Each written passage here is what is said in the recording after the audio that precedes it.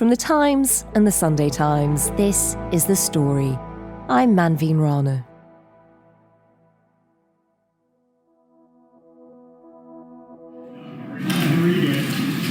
It's a little colder here than it is in Florida. Just a little bit. On Tuesday, in an airport in Nuke, the capital city of Greenland, as if you didn't know, an excitable crowd had gathered to welcome an American visitor to their country.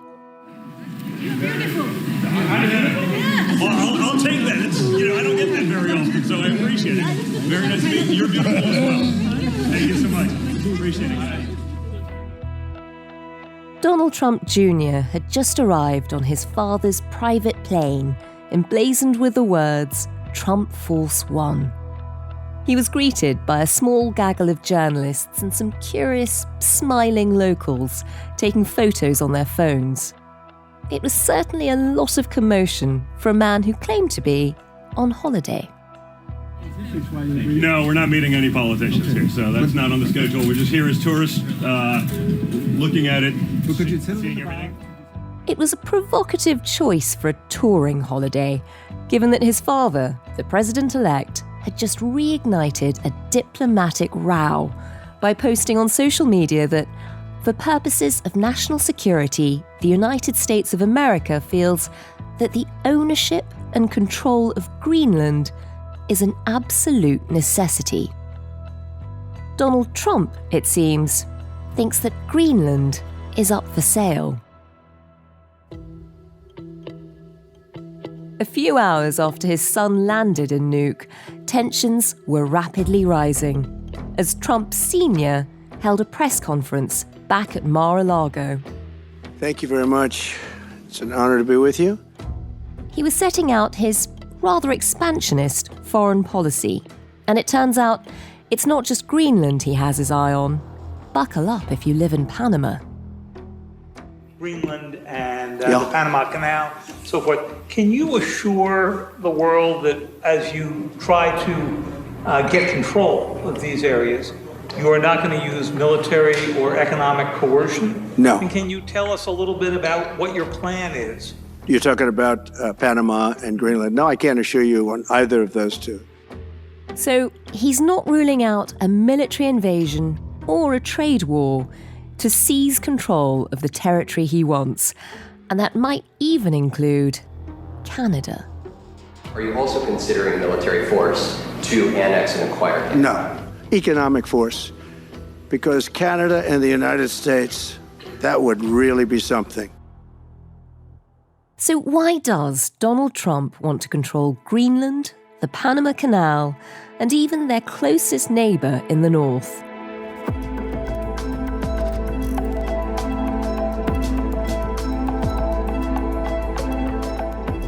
The story today, Donald Trump's foreign empire.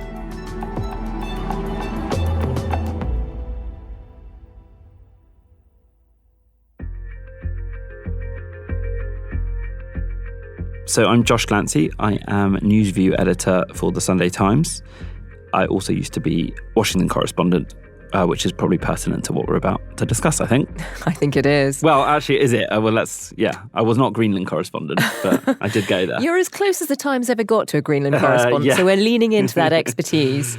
Because this week, Donald Trump Jr. turned up in Greenland on a very interestingly timed holiday, and Trump himself has been talking about Greenland potentially taking it over, militarily or through economic coercion, which was a bit of a surprise for most of us. What did you make of it?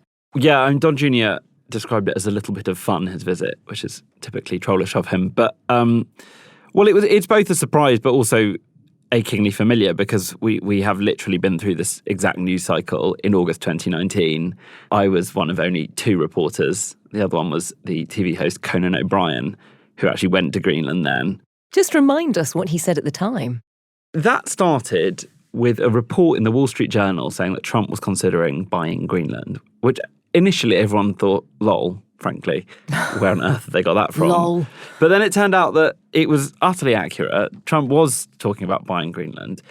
And what had happened was that there had been a kind of conversation in right-wing policy circles, foreign policy circles, in Washington about the fact that Greenland has great strategic importance, which I think we'll probably get onto later, and that it was important to secure Greenland under US influence. And that reached Senator Tom Cotton, an influential Republican senator who had Donald Trump's ear as president. And Trump loved the idea.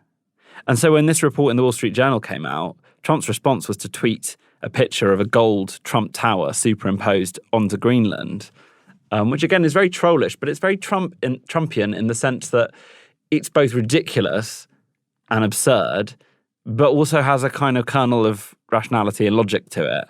And so it set off this huge news cycle where, because it's Trump and because he was the president, everyone had to take it quite seriously. Yeah, and the Danes did take it quite seriously. Totally. He cancelled a trip there. He called their prime minister a nasty piece of work. So in diplomatic terms, it was a big deal. Well, so you were sent last time. You were a Washington correspondent. You were dispatched to Greenland. Tell me about that. Yeah, so Sarah Baxter, the deputy editor of the paper at the time, called me and said, I think you should go to Greenland. And initially I thought that is absolutely insane. I mean, from Washington, I had to go via Reykjavik. You have to stay over in Reykjavik, then get a flight to Nuke. But I got there on Friday afternoon to file a story for Sunday. How long did it take you getting there? It took about 2.5 days to get there.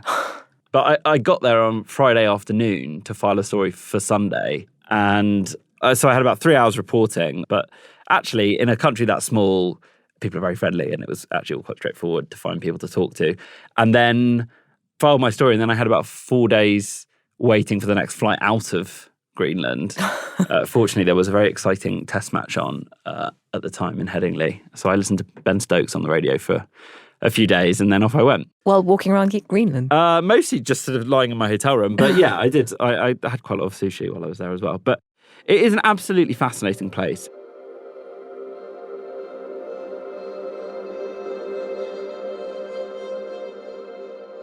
Just describe it on a map for people who are trying to place it here. And also, we should note that a lot of maps are quite deceptive. They make it look the size of Africa, which isn't necessarily true, but it is huge. It's vast. I mean, if you count Australia as a continent, which most people do, then it's the largest island in the world. It's basically halfway between Europe and America. It's sort of at the top of the North Atlantic. And it's mostly permafrost. And then it's really only the settlements around the edge, particularly in the western coast, that are home to about 60,000 people. There have been migratory peoples there for as long as anyone can remember, and they've sort of lived there ever since, really. And what is life like there? It has a real dark side, Greenland. It has the highest suicide rate in the world. There is a lot of alcoholism, and you just walk around central Nuke and you see people not in a good state. It has child abuse issues, like a lot of remote communities and indigenous peoples who maybe have struggled. But, it's also a very close-knit place. It's very beautiful. It's very thrilling. The wildlife, the whales, the polar bears, the icebergs. I mean, it is quite a spectacular place to visit. You can't really travel around on roads between the settlements, so you tend to take little hopper planes. And in winter, everyone just knuckles down and just sort of stays at home, really.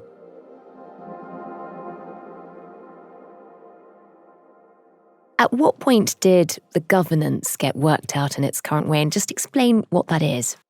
Denmark effectively colonised Greenland. I'm not exactly sure that's how they'd phrase it, but it's one of the 3 constituent parts of the Kingdom of Denmark. That includes the Faroe Islands and Denmark itself. But in the last sort of 40 years or so, it's had ever more independence. So nowadays, I would say its relationship is a bit like Britain's relationship to the Falkland Islands. So Denmark looks after defence. It has sort of ultimate sovereignty. It gives Greenland about $500 million a year as a grant, and looks after kind of foreign affairs, if you like. But the Greenlanders run their own domestic affairs. They have a prime minister. They have their own parliament. But most Greenlanders would like it to be more independent, but they are slightly tethered to Danish funding, frankly. Yeah, so that's where the money's coming from. Yeah. So when you went and they'd suddenly had the prospect of Donald Trump trying to buy them, how did they view that? They were a bit irritated, I would say, in the sense that we're not a shop, one of them told me. You can't just buy us. We're a country, we're people. You've never visited us. You don't know anything about our ways. But they did also point out that, or maybe this will remind the Danes that actually, we're not nobodies, and that America, the superpower, is very interested in us. So maybe the Danes should show us some more respect. But on the whole, they were a bit bemused by the whole thing, and you can't really blame them, right? I mean, I was sat in a cafe with a bunch of guys. I mean, CNN's up on the wall of the cafe, and it's saying Trump says he wants to buy Greenland, and they're just looking at it like, I mean, can you imagine if you lived in somewhere like that and America, it was... Very surreal. It was really surreal, quite funny, but also, they were kind of interested in what it said about Greenland. And now all of that's back. So let's just run through why Trump seems to be so interested. People really don't even know if Denmark has any legal right to it. But if they do, they should give it up because we need it for national security. That's for the free world. One of the reasons he's given is that it's vital to America's national security. It's important to the whole free world. Why is that? Well, there's a few reasons. America has some of its most important strategic assets in Greenland. So the Pitafik space base is right in the northwestern tip of the island. And they have basically all their space forces there. So it's where all their kind of early warning radars are, ballistic missiles. Theoretically, if they were coming from China or North Korea, they would sort of use Greenland to identify them.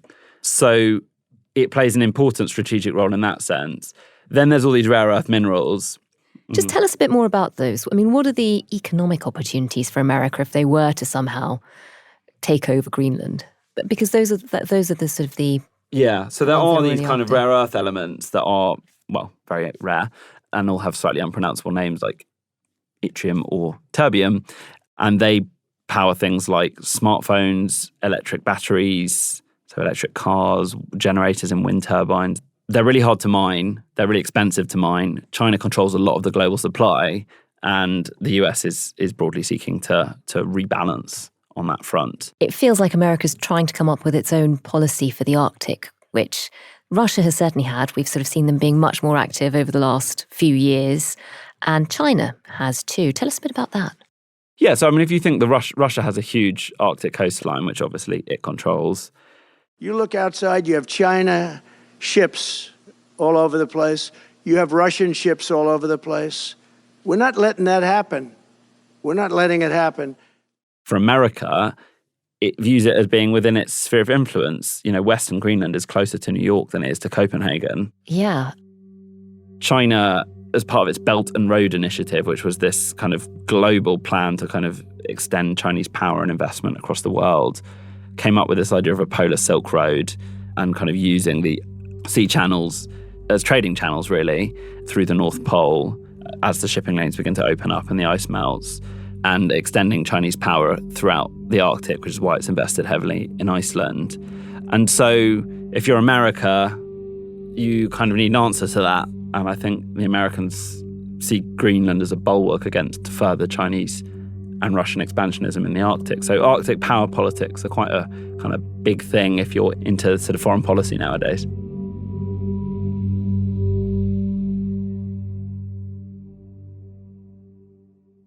So there is a strategy behind it. As you say, that he already has quite a lot of influence there because Denmark is an ally. But it was. It was an ally. It might not be anymore after this week, but it was an ally.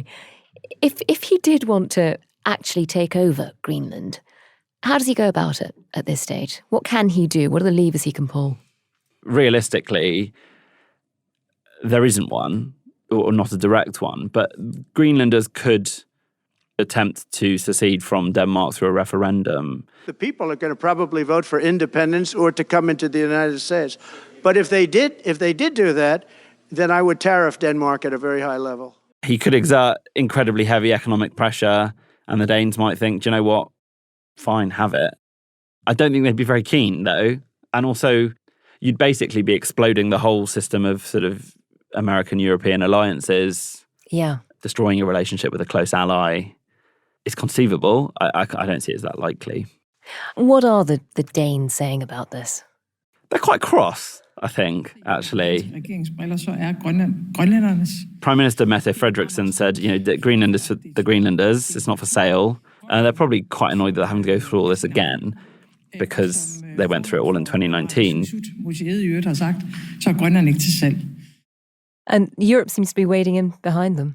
Yeah, so the French Foreign Minister made a statement on this. Il n'est évidemment pas question que l'Union européenne said that the EU wouldn't allow any countries to attack their sovereign borders. s'en prendre à ses frontières souveraines. And that was in response to Trump saying that he wouldn't rule out using military force. I mean, I don't think Europe quite knows whether to take this seriously or not. And that's always the trouble with Trump. It's like, it sounds ridiculous, but then he's not bound by the usual rules of diplomacy or behaviour. All these rare earth materials and all these opportunities matter to Europe as well, not just to America. Yeah. So I do think Europe, should be paying attention to this. And he is the incoming president. He is doing a formal press conference. These aren't sort of throwaway comments. No, and it's really different to 2016 in the sense that he's been here before. He knows what to expect. He's going to do it the way he wants to do it and be surrounded by people who agree with him. So he's got a lot of power.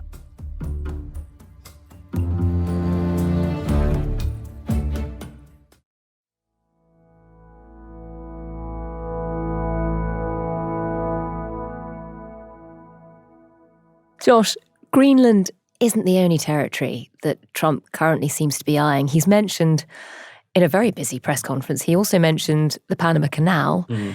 Tell us a bit about that.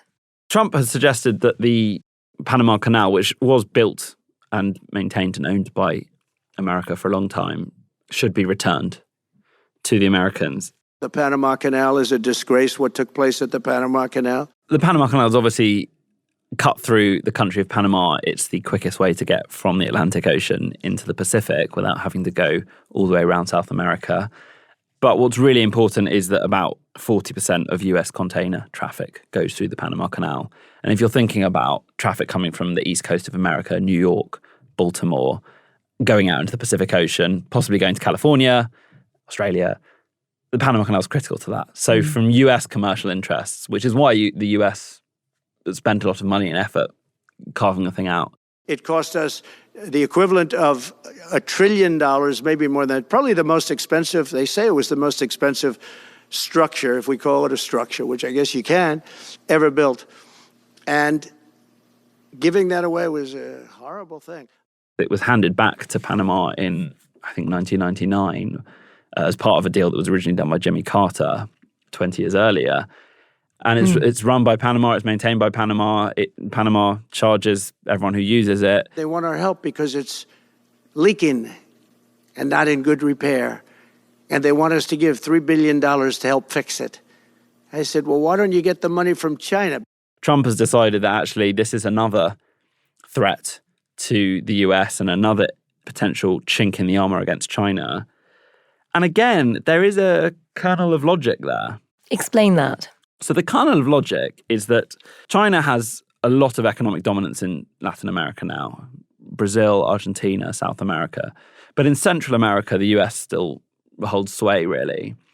And the Panama Canal, there is a Hong Kong affiliated company that own ports going into the canal that could collect data on all the ships that go in and out. The Panama Canal is vital to our country. It's being operated by China. China. And we gave the Panama Canal to Panama. We didn't give it to China. If you think about the possible contingency of a war in Taiwan, if you think the disaster World War III scenario, which you have to plan for in order to avoid in a funny way, then any kind of Chinese ability to affect the canal would be abhorrent to America, if it was trying to send ships to Taiwan to resupply the Taiwanese.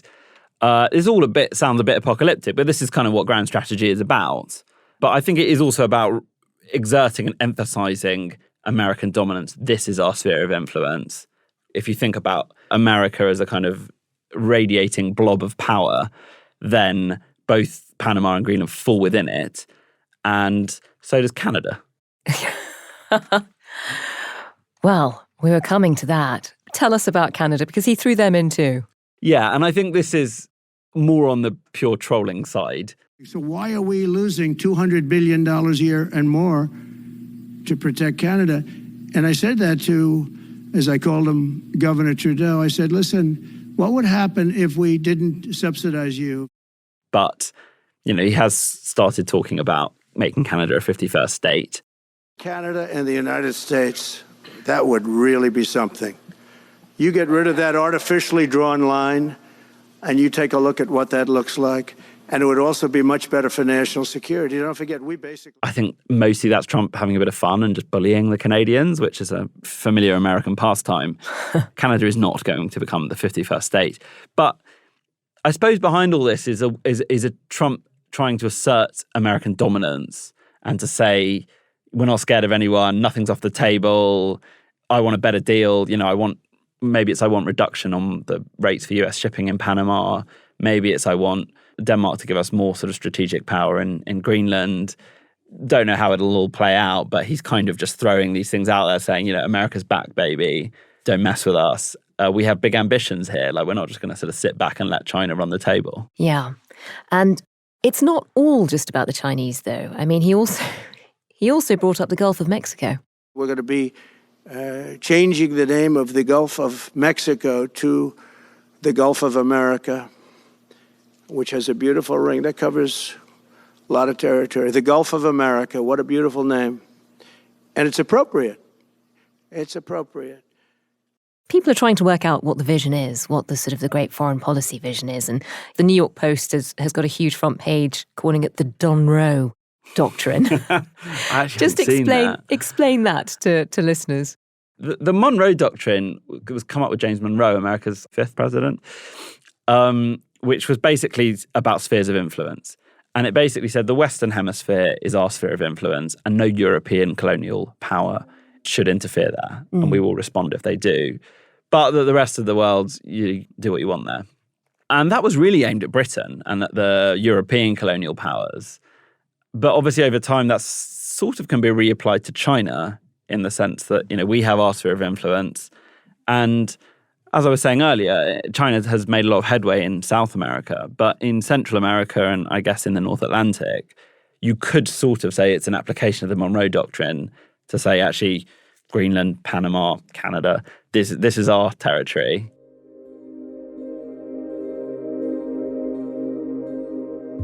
Even with the idea of a Monroe Doctrine, how do you square the sort of the man who talks about ending forever wars, not wanting to be interventionist, wanting to be much more isolationist? He's tweeted about other countries saying we have no interest in being there, with somebody who wants to take over a bit of Panama, Greenland, potentially Canada. The best way to look at it, I think, is that America First was never an exclusively isolationist way of seeing the world. I think there's been isolationism in it, but that was always a bit of a too narrow a way of thinking about it. It views the world in quite transactional terms. It's not interested in liberal idealism, in promoting democracy abroad, quite happy to let the world be as democratic or undemocratic as it wants. What it is interested in is fiercely protecting American interests, belligerently if necessary. And this kind of goes back to what the historian and columnist Walter Russell Mead has described as Jacksonian foreign policy, so based on the policy of Andrew Jackson, who was a kind of Scots-Irish president in the early 19th century in America. And his idea was that you don't have to go off and try and make the world a better place. America doesn't need to be the world's policeman. But if you threaten our interests, we'll hit you. And we'll hit you to win, because we're bigger than you.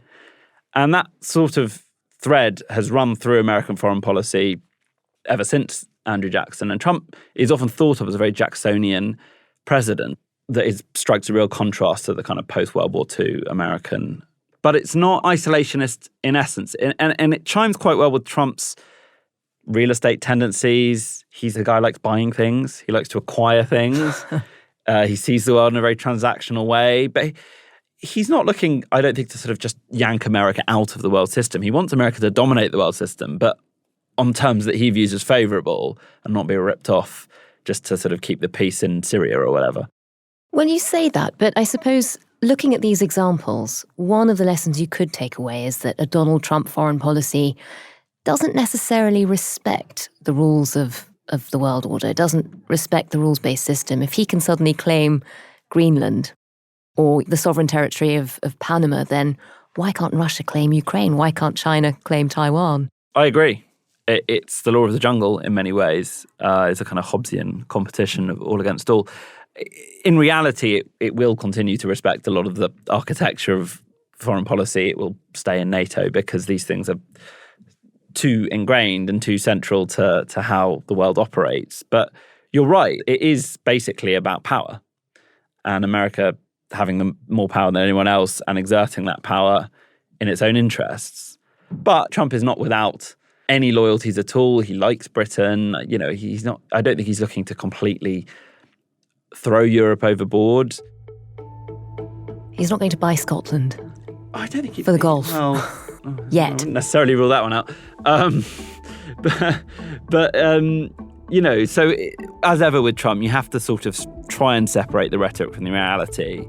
But it is getting a little harder, I think, because he does have more power, seemingly, now than he used to. It is a kind of worldview that is potentially quite scary and anarchic, particularly if you're attached to the kind of Washington consensus, the liberal world order that developed after World War II and after the end of the Cold War. That's not really how he sees the world.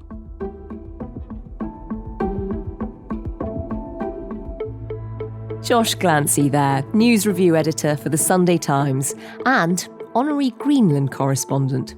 You can read more of Josh's work, including his full dispatch from Nuke, at thetimes.com with a subscription. And if you enjoyed this episode, then do listen back to Josh describing his childhood love for wrestling and what it says about Donald Trump's leadership style. We'll put a link to that in the description. The producer today was Sam Chantarasak. The executive producer was Fiona Leach, and sound design and theme composition were by Maula Seto. If you'd like to get in touch with us about this or any other story, do drop us a line to thestory@thetimes.com. And if you can, please do leave us a review wherever you get your podcasts. We do read them all. Thanks for listening. Have a lovely weekend.